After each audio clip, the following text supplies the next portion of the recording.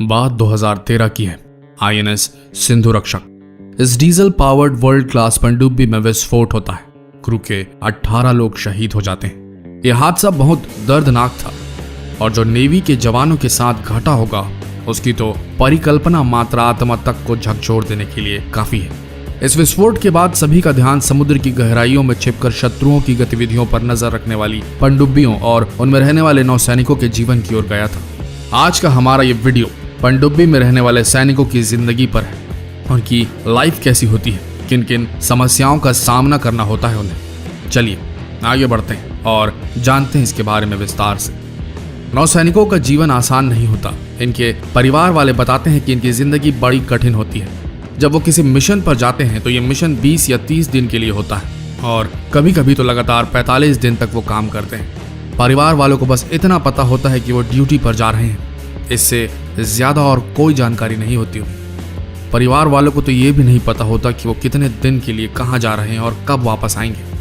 उनके अभियान की जानकारी सिर्फ नौसेना के मुख्यालय को होती है। नौसैनिक अपने परिवार से दूर पानी के भीतर रहते हैं। जब वो पनडुब्बी के भीतर होते हैं तो नहाना तो दूर, दाढ़ी बनाने का मौका भी उन्हें नहीं मिलता। पनडुब्बियों में पानी की बेहद कमी रहती है। नौसैनिक अगर 30 दिन के लिए पनडुब्बी में हैं तो उन्हें मुश्किल से 3 बार नहाने का मौका मिलता है और वो भी सबकी सहमति के बाद, क्योंकि हर नौसैनिक को प्रतिदिन 3 से 4 मग पानी मिलता है। ब्लेड जैसी चीज का इस्तेमाल करना सख्त मना है, इसलिए जितने भी दिन वो पानी के अंदर हैं उन्हें बिना दाढ़ी बनाए ही रहना पड़ता है। उन्हें पहनने के लिए ऐसे कपड़े दिए जाते हैं जिन्हें वो लगातार 3-4 दिनों तक पहनते हैं और फिर उसे फेंक दिया जाता है। खाने के लिए उन्हें बिना तड़के की दाल, रोटी, चावल और बेहद कम मसालों वाली सादी सब्जी दी जाती है। पनडुब्बी में खाने का सामान बेहद सीमित होता है। अगर ताज़ा खाना ना हो तो उनके पास पहले से टिन में पैक भोजन होता है जिसे कभी भी इस्तेमाल किया जा सकता है। खाना बनाते समय इस बात का ध्यान रखा जाता है कि ज़्यादा धुआं ना उठे, इसलिए खास तौर से सादा खाना बनाया जाता है। दाल में छौंका इसलिए नहीं लगा जाता क्योंकि अगर छौंका लगा तो धुआं उठेगा और लपटे भी। शारीरिक कष्ट। पनडुब्बी जब भी समंदर के अंदर जाती है तो उसके साथ डॉक्टर और प्राथमिक चिकित्सा का सामान साथ होता है, क्योंकि अगर किसी को उल्टी या चक्कर जैसी परेशानी होती है तो तुरंत इलाज किया जा सके।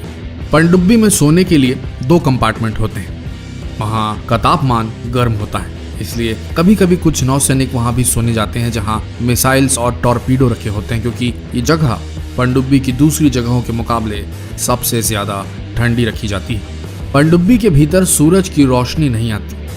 इसके चलते जब वो समंदर की सतह पर आती है तो बाहर आते वक्त नौसैनिकों को हाथ पैर में जकड़न जैसी समस्याओं से जूझना पड़ता है। गहरे समुद्र के भीतर लगातार अभियान पर चलते रहने से उनके कानों पर काफी गहरा असर होता है, इसलिए पनडुब्बी के भीतर सैनिक अपने कानों का खास ख्याल रखते हैं। तो दोस्तों, कुछ ऐसा होता है पनडुब्बी में काम करने वाले सैनिकों का जीवन।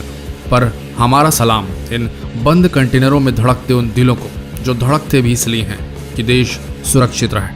हमारा ट्रिब्यूट इंडियन नेवी और इंडियन फौजियों को जो सबमरीन्स में रहकर देश की सेवा करते हैं। आप भी फैलाइए इनका शौर्य और शेयर कीजिए ये वीडियो। धन्यवाद। जय हिंद।